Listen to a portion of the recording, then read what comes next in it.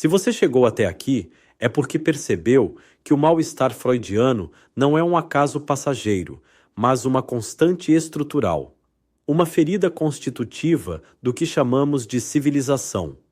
Hoje, no entanto, damos um passo mais arriscado. Se até agora investigamos as dores do sujeito no interior da cultura, agora nos voltamos à própria cultura, a civilização como estrutura e como destino. E diante dela, precisamos perguntar: para onde estamos indo?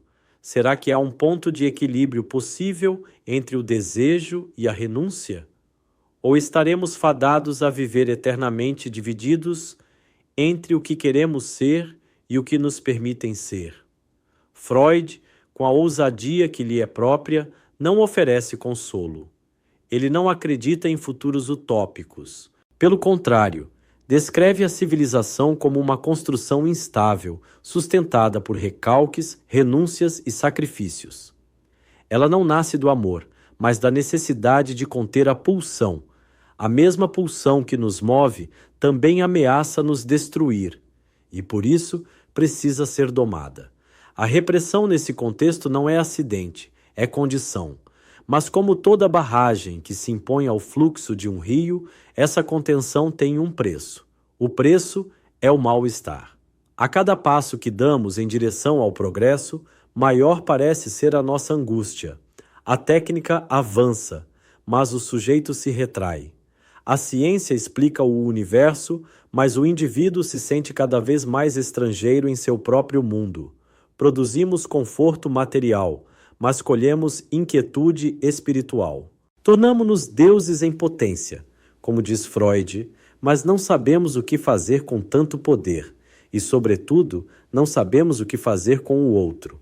A civilização exige que amemos ao próximo, que convivamos pacificamente, que sejamos dóceis, respeitosos, solidários.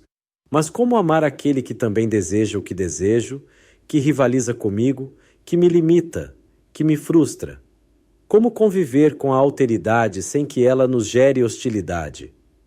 A tensão entre Eros e Thanatos, entre o desejo de união e a inclinação à destruição, é o verdadeiro motor da história, e a civilização nada mais é do que uma tentativa permanente de mediar esse conflito.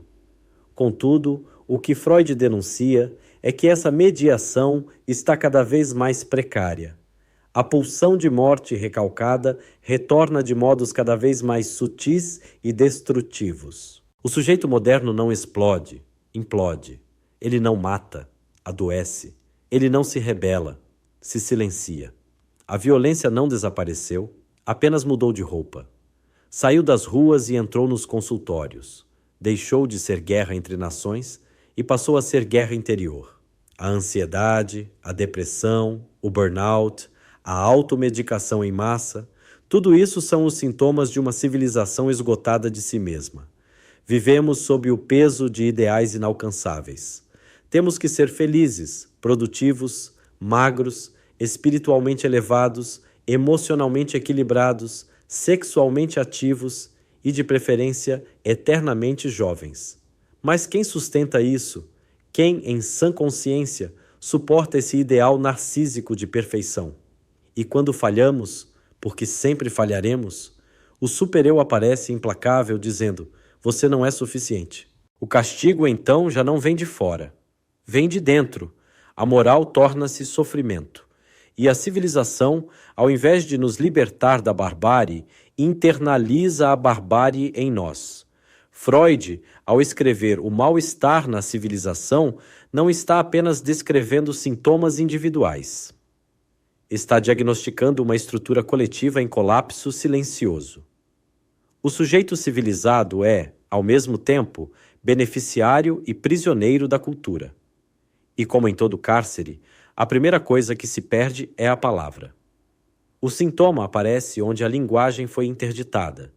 Por isso, para Freud, a saída não está em destruir a civilização, mas em encontrar formas simbólicas de habitá-la.